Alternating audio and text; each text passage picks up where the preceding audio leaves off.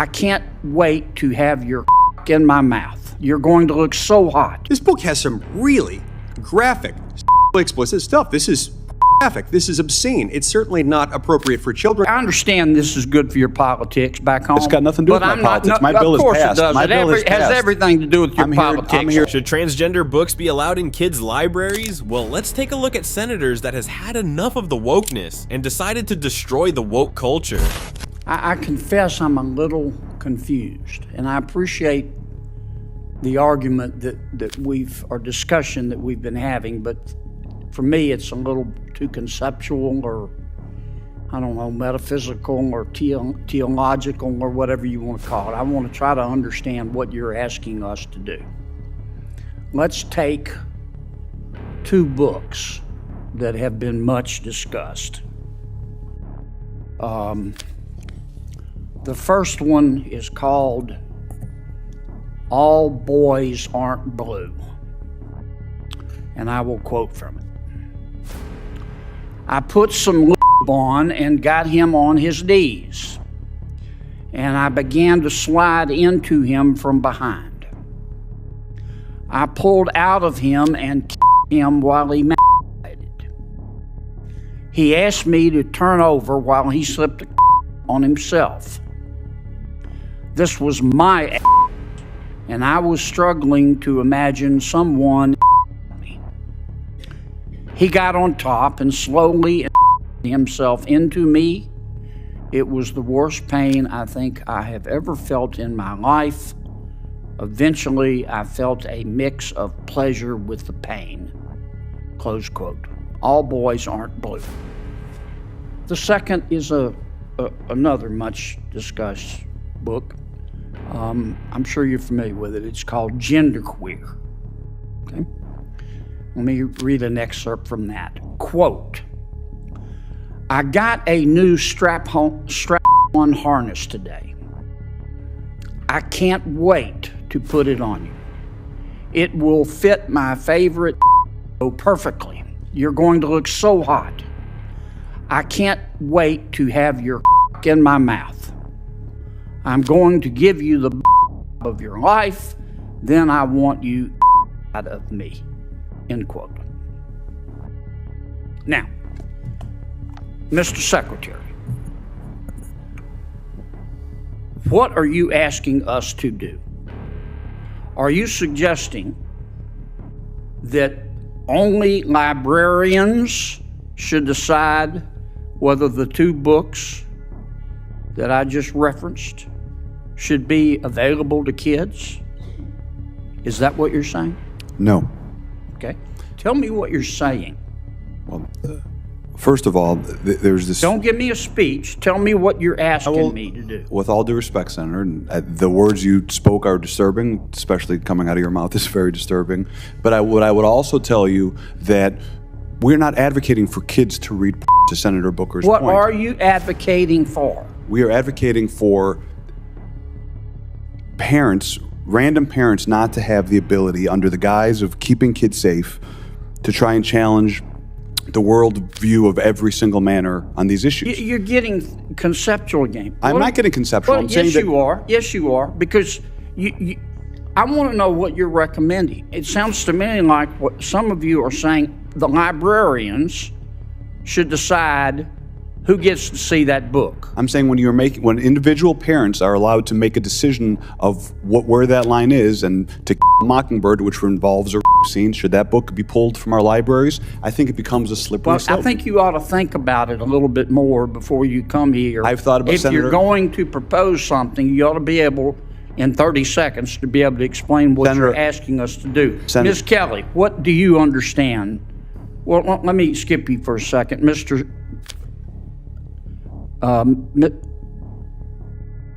Cameron, tell me what you're proposing. It's pronounced mix.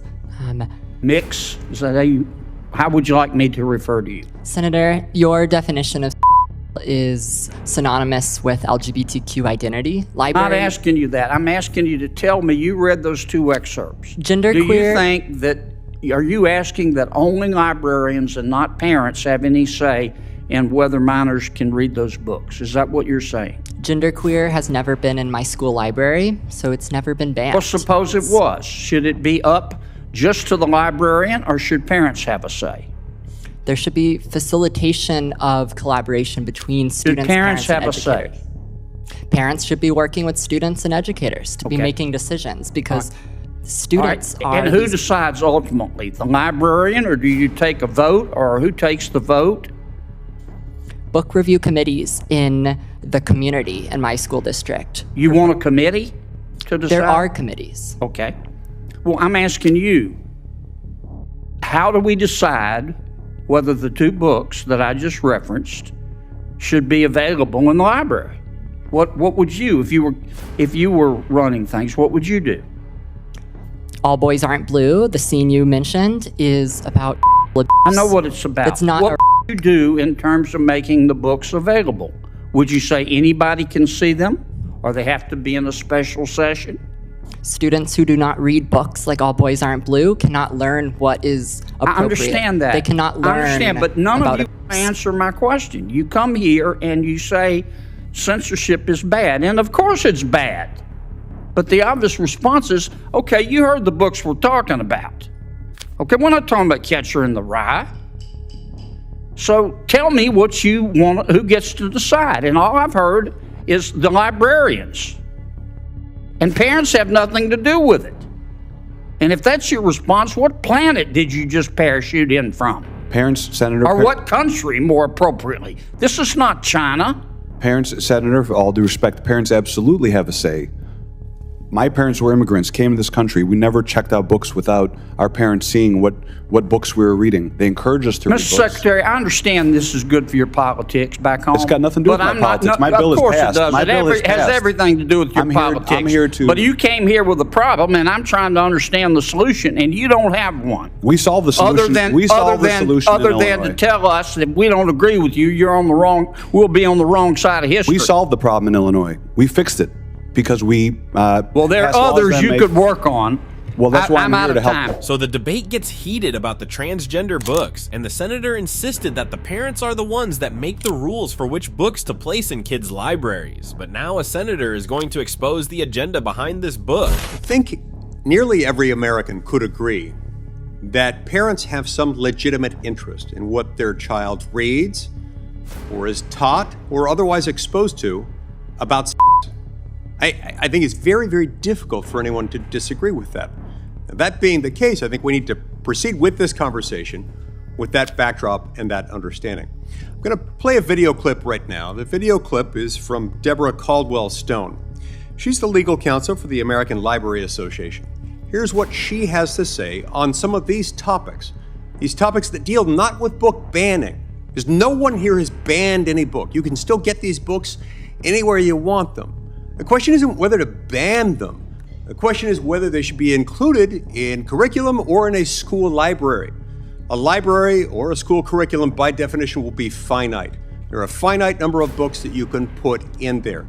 The question is which books should be included and which should not. Let's hear what Ms.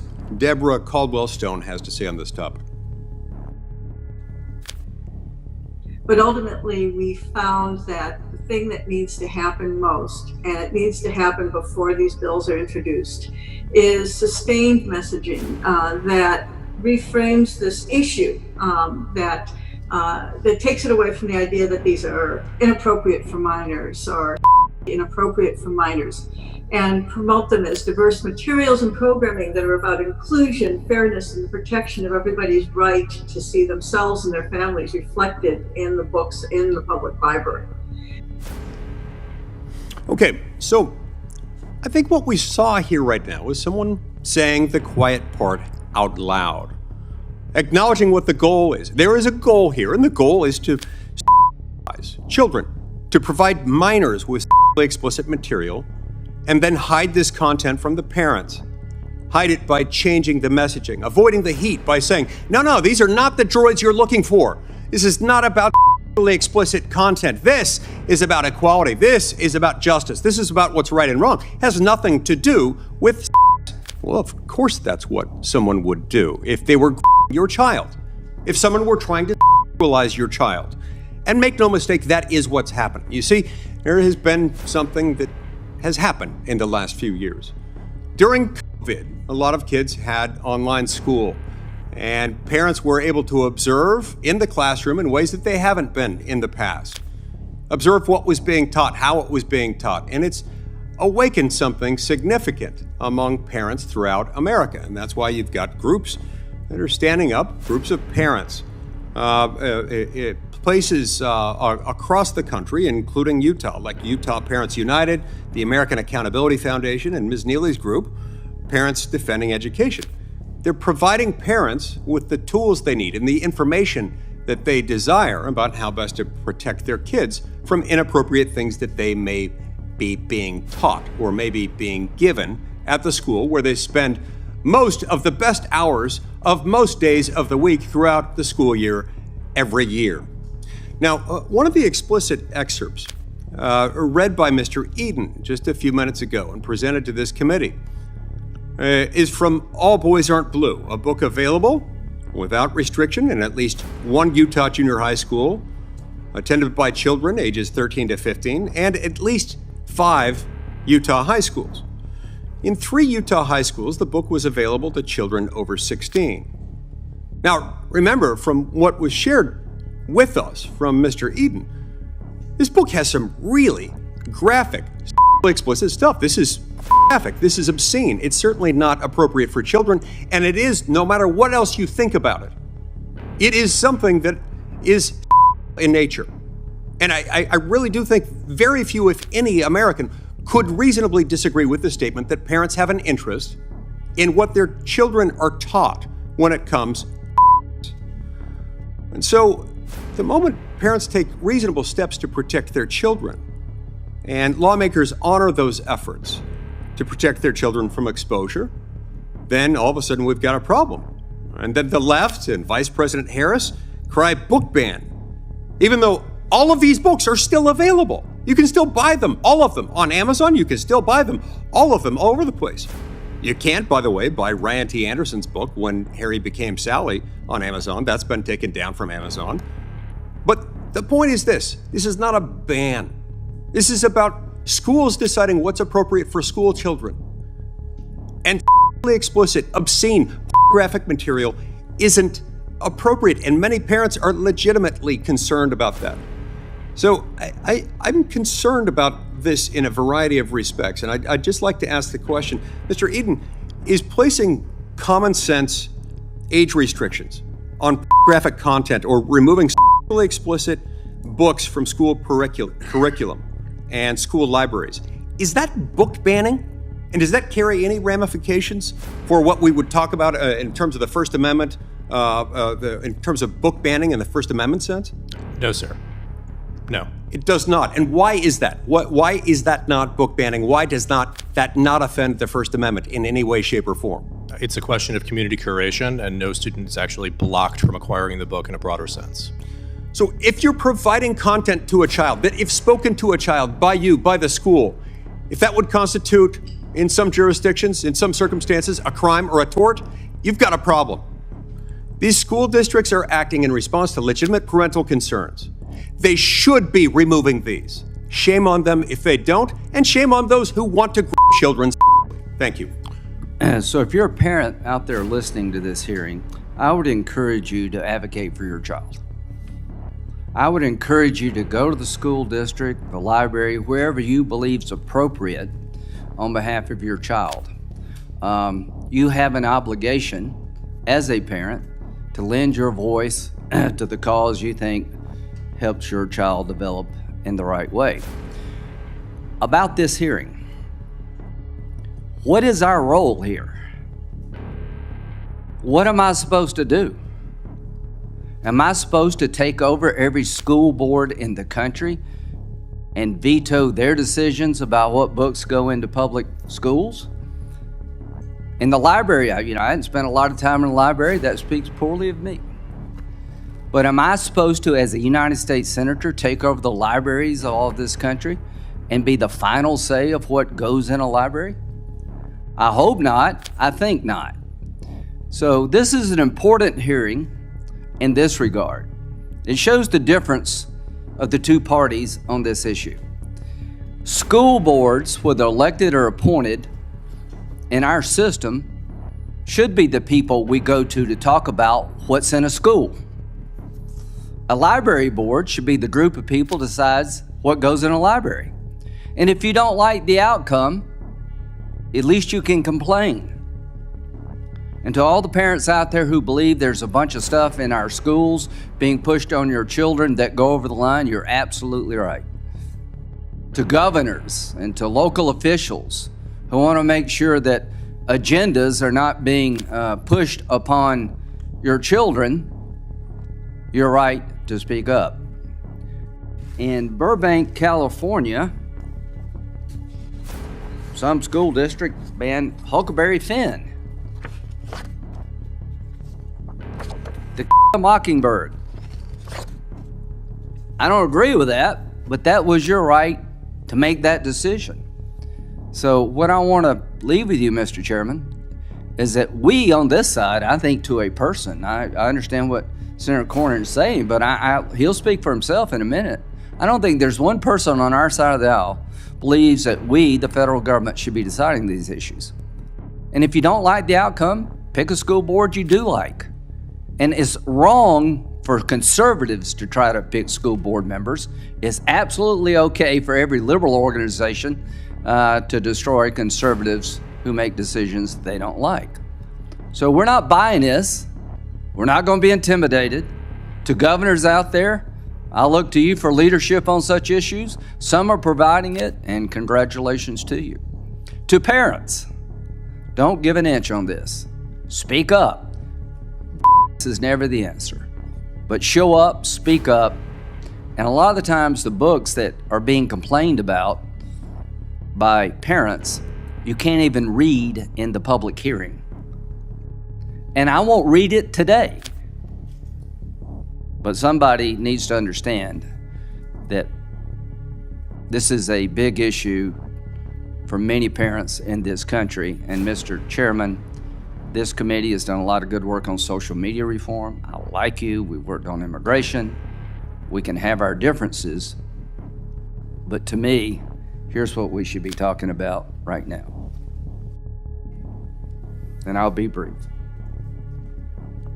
New York City, the mayor is at capacity. We have no more room in the city and we need help. This is a national crisis that begs for a national response since day one. The migrant crisis will destroy New York City. New York City will experience a financial tsunami. The mayor's right. We should be trying to find a way to fix this problem. That, to me, is the biggest priority facing this committee. And as to this panel, I'll listen, but I'll end where I started. It's not our job to decide these things. And if you're a parent, don't be intimidated. So what are your thoughts on this? Should these books be in kids' libraries, or should they be taken away from kids' libraries and only bought or stored where the age is appropriate? Anyways, like and subscribe, and see you next time.